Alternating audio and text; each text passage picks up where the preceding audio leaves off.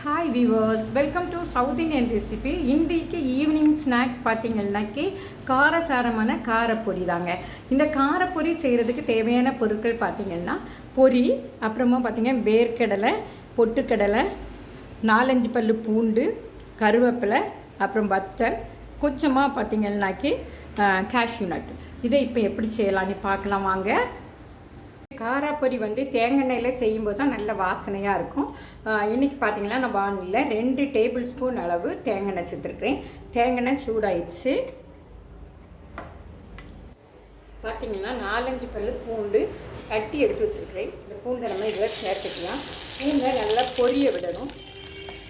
பூண்டு நல்லா பொரியட்டும்.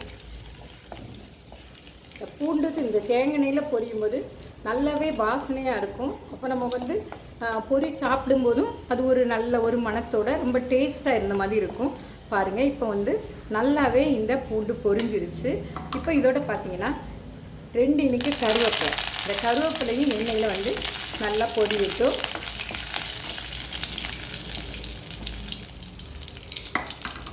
இப்போ இதோட பார்த்தீங்கன்னா கொஞ்சமாக முந்திரி பருப்பு சேர்க்கணுன்னா சேர்த்துக்கலாம், இல்லைனா வேண்டாம். இப்போ இதையும் இதில் வந்து ஒரு செவக்க வறுத்து எடுத்துக்கலாம். வறுபடட்டும். இதோட கொஞ்சமாக வறுத்த வேர்க்கடலை இதை சேர்த்துக்கலாம். கொஞ்சமாக பொட்டுக்கடலை சேர்த்துக்கலாம். இப்போ இதை எண்ணெயில் நல்லா ரோஸ்ட் பண்ணுவோம். கொஞ்சமாக சூடாகட்டும். இப்போ இதோட வந்து 2 வத்தலை நம்ம கிள்ளி போட்டுக்கலாம். இதோட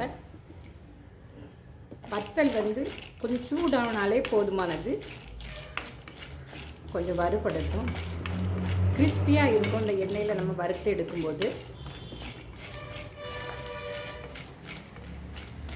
வத்தல் ஃபஸ்ட்டில் போடும்போது கலர் மாறிடும். அதனால் இப்போ போடும்போது வந்து அந்த கலர் வந்து நல்லாயிருக்கும். நம்ம கொஞ்சமாக உப்பு சேர்த்துக்கலாம், இந்த கடலைகளுக்கு தகுந்தாப்பில். இனி நல்லா இதோட மிக்ஸ் பண்ணிவிடுவோம். இதோட 1/4 டீஸ்பூன் மஞ்சள் பொடி சேர்த்துக்கலாம். கொஞ்சமாக காரத்துக்கு வத்தல் பொடி சேர்த்துக்கலாம். ஸ்டவ்வை லோ ஃப்ளேமில் வச்சுக்கலாம், அல்லது இந்த வத்தல் வந்து கருகிரும். வத்தல் இப்போ இதோட மிக்ஸ் ஆகட்டும்.